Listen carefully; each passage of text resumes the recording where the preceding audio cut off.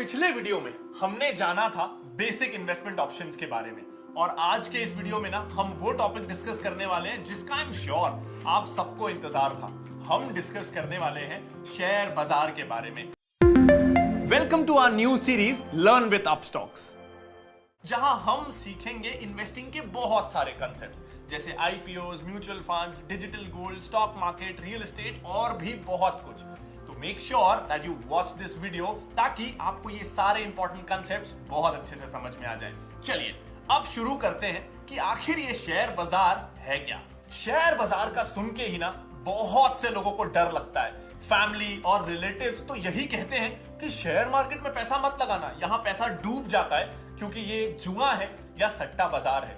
Even movies में भी हमने यही देखा है। मुन्ना भाई एमबीबीएस याद है, हमने यही देखा है। लेकिन दोस्त हैं जो क्लेम कर रहे हैं कि वो बहुत पैसा कमा रहे हैं, तो ऐसे में कंफ्यूजन होता है, नर्वसनेस होती है कि करें तो क्या करें, शेयर मार्केट में निवेश करें या नहीं। चलिए एक ना फन फैक्ट जानते हैं। अगर आपने या आपकी फैमिली मेंबर ने 40 साल पहले विप्रो में सिर्फ 10,000 रुपए लगाए होते ना, तो आज 40 साल बाद वो होते 700 करोड़ रुपए। अब आप में से कुछ लोग ये सुन के हैरान होंगे और कुछ लोग तुरंत ये कमेंट करने का सोचेंगे, लेकिन तब 10,000 रुपए थे किसके पास? तो कोई बात नहीं, अगर आपने 1,000 रुपए भी लगाए होते ना तो आज वो 70 करोड़ हो जाते। लगता है 1,000 भी नहीं होंगे।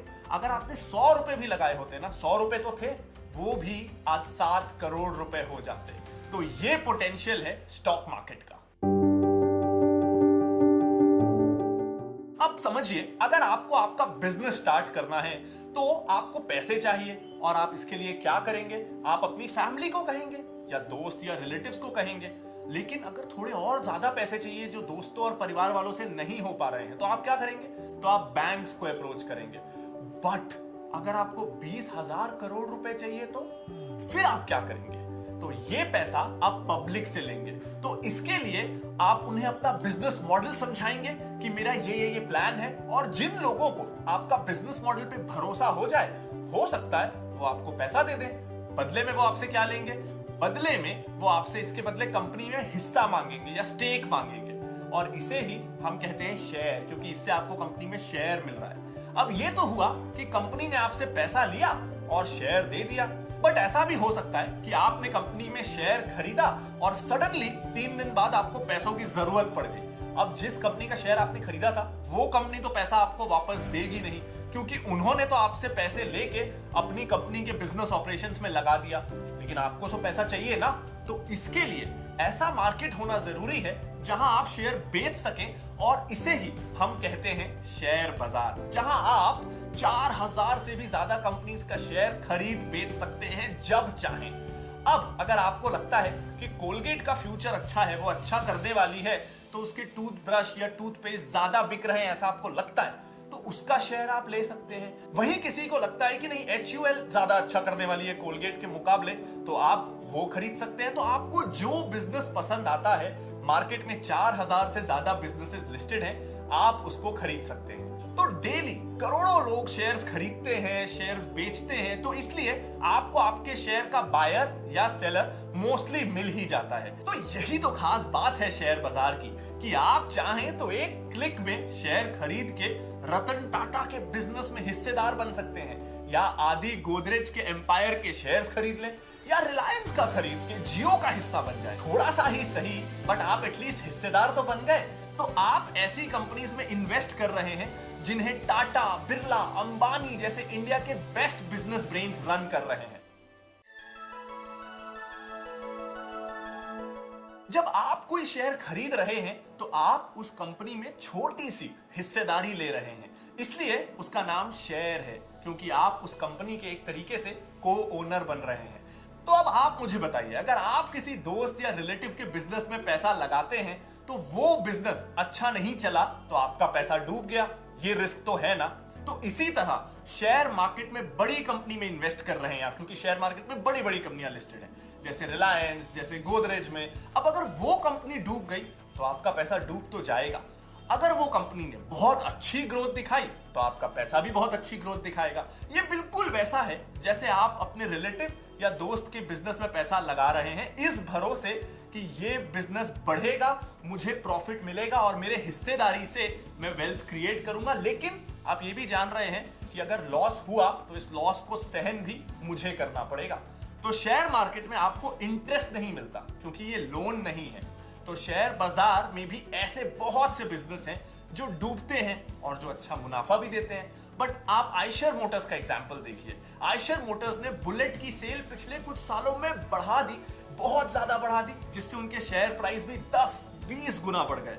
वैसे ही आप एमआरएफ का शेयर प्राइस देख सकते हैं, टीवीएस का, विप्रो का, ये ऐसे बहुत सारे शेयर्स हैं जिन्होंने पिछले कुछ सालों में बहुत अच्छे रिटर्न्स दिए हैं। तो डेफिनेटली एक बात तो है कि शेयर मार्केट में रिस्क तो है, बट उसी के प्रोपोर्शन में रिटर्न्स भी हैं।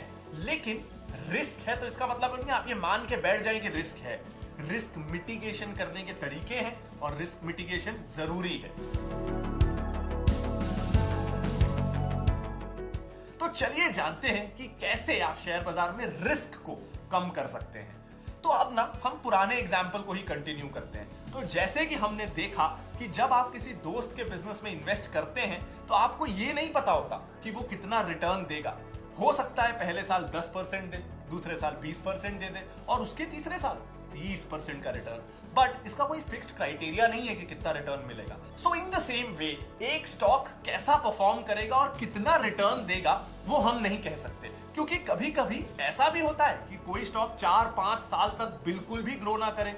वहीं कोई स्टॉक ऐसा भी हो सकता है जो एक ही साल में 2-3 गुना या उससे भी ज्यादा रिटर्न दे दे।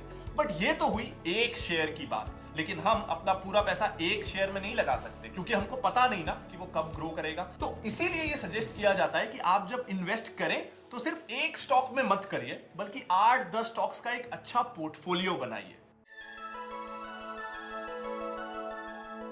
अब हमने ये तो जान लिया कि शेयर क्या होता है और शेयर मार्केट क्या होता है। अब आप भी सोच रहे होंगे कि जब कंपनी ने पैसा ले लिया, हिस्सेदारी दे के, तो फिर शेयर प्राइसेस डेली अप या डाउन क्यों होते हैं? कंपनी ने तो हमको हिस्सेदारी दे दी। तो इससे जानने से पहले हम ये जान लेते हैं कि शेयर मार्केट के मेजर पार्टिसिपेंट्स कौन होते हैं, क्योंकि आपको पता चलेगा कि ये पार्टिसिपेंट्स के कारण ही ना शेयर प्राइसेस ऊपर नीचे होते हैं। तो फर्स्टली हम जानते हैं रिटेल इन्वेस्टर्स के बारे में। रिटेल इन्वेस्टर्स हम और आप जैसे इन्वेस्टर्स। सेकेंडली हम जानेंगे इंस्टीट्यूशनल इन्वेस्टर्स के बारे में, जैसे म्यूचुअल फंड्स हो, गवर्नमेंट एजेंसीज हो, इंश्योरेंस कंपनीज हो और ऐसी बहुत सारे इंस्टीट्यूशनल इन्वेस्टर्स इस देश में हैं।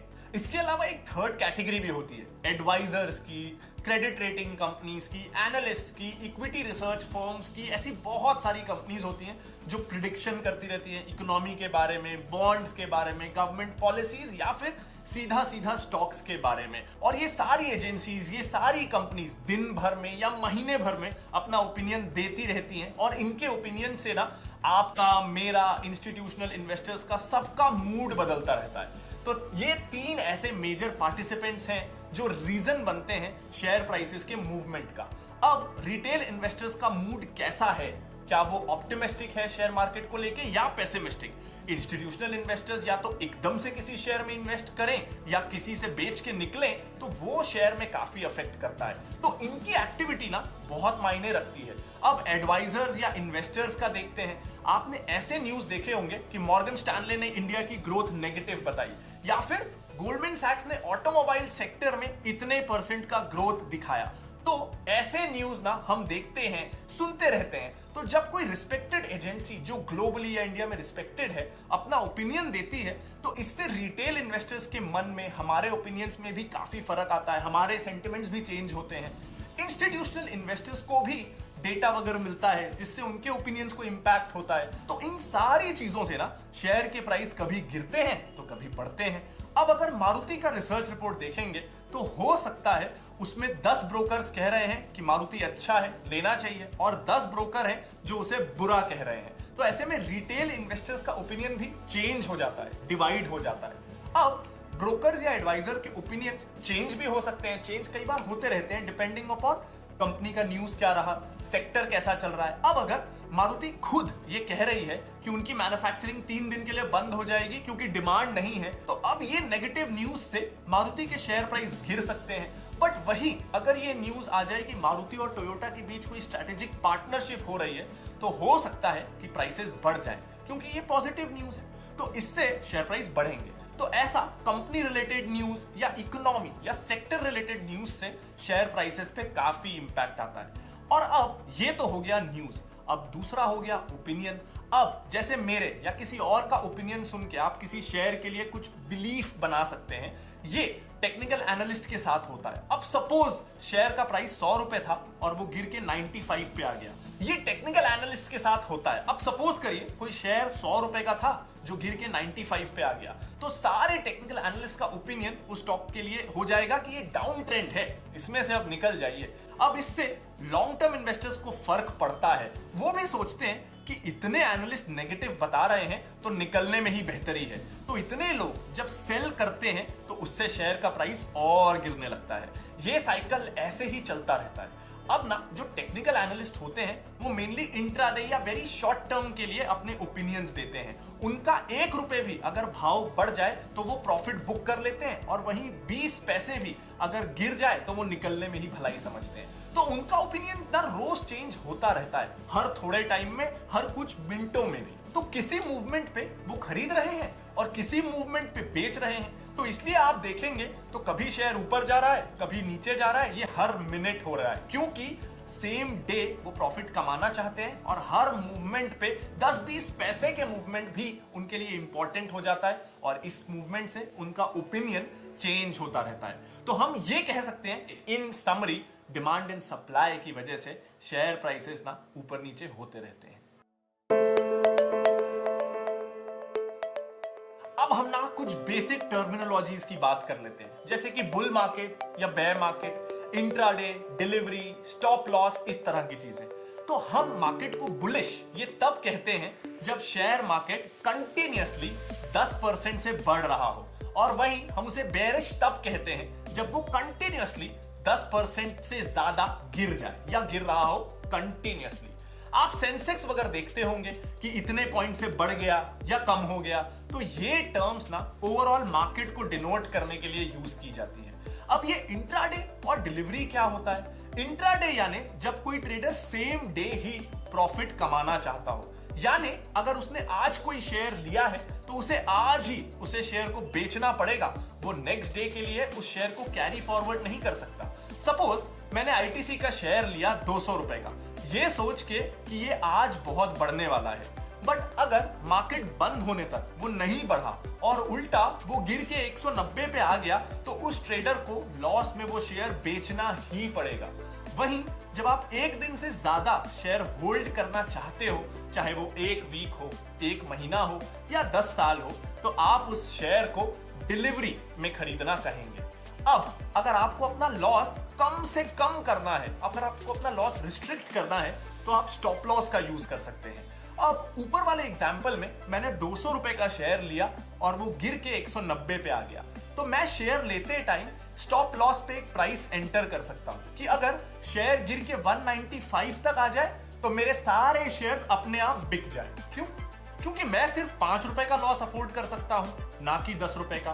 तो stop loss generally intraday traders के लिए होता है। मान लेते हैं एक पार्टनरशिप फर्म है जिसमें 4 पार्टनर्स हैं जिनका 25% प्रॉफिट शेयरिंग एग्रीमेंट है, और ये फर्म को साल के एंड में 1 लाख का प्रॉफिट हो रहा है, तो हर एक पार्टनर को 25-25 हजार मिला, जो कि उनका प्रॉफिट पर शेयर हुआ। तो सेम गोज विद कंपनीज जिसमें शेयर होल्डर्स को अर्निंग पर शेयर मिलता है, और जैसे जैसे नंबर ऑफ शेयर्स बढ़ते हैं बट प्रॉफिट नहीं बढ़ता, तो ईपीएस डाइल्यूट होता चला जाता है। तो हम जब शेयर्स खरीदते हैं और वो कंपनी अच्छा ग्रो करती है जिससे शेयर प्राइसेस भी बढ़ते हैं, तो उससे हमें कैपिटल गेन तो होता ही है, साथ ही प्रॉफिट का भी पार्ट मिलता है। वो कैसे? अब आपने ये सुना होगा कि कुछ कंपनीज डिविडेंड डिक्लेयर करती हैं। अब डिविडेंड्स क्या होते हैं, जरा ये समझ लेते हैं।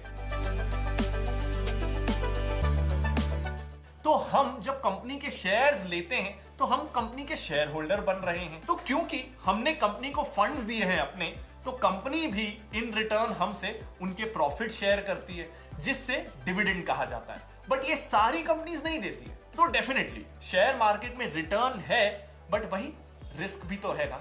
बट शेयर मार्केट एक अच्छा और अट्रैक्टिव इन्वेस्टमेंट ऑप्शन इसलिए बनता है क्योंकि अगर आप बाकी किसी फाइनेंशियल एसेट में इन्वेस्ट करेंगे, चाहे वो एफडी हो, गोल्ड हो, रियल एस्टेट हो, आपको लिक्विडिटी और गेन सबसे ज्यादा मिलने का पोटेंशियल शेयर मार्केट में होता है। बट हाँ, ये बात का हमेशा ध्यान रखें कि जितने ज्यादा रिटर्न्स मिलते हैं उतना ही रिस्क इन्वॉल्व है।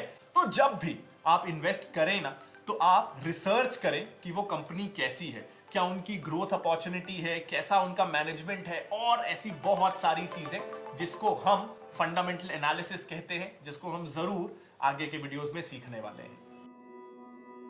तो आई होप कि अब इस वीडियो से शेयर बाजार क्या होता है और उसके कुछ कॉमनली यूज्ड टर्म्स जो आपको पहले समझ में नहीं आते थे, अब समझ में आने लगे होंगे। अगर ऐसा हुआ है ना, तो जल्दी से इस वीडियो को लाइक कर दीजिए, अपने फ्रेंड्स एंड फैमिली के साथ शेयर कर दीजिए, और कोई डाउट है तो कमेंट कर सकते हैं। इसके साथ ही इस चैनल को सब्सक्राइब करना बिल्कुल मत भूलिएगा। तो अगर आप चैनल सब्सक्राइब कर लेंगे तो इस तरह के जितने भी और वीडियोस इस चैनल पे आने वाले हैं, उनका टाइमली नोटिफिकेशन आपको मिलता रहेगा। Thank you.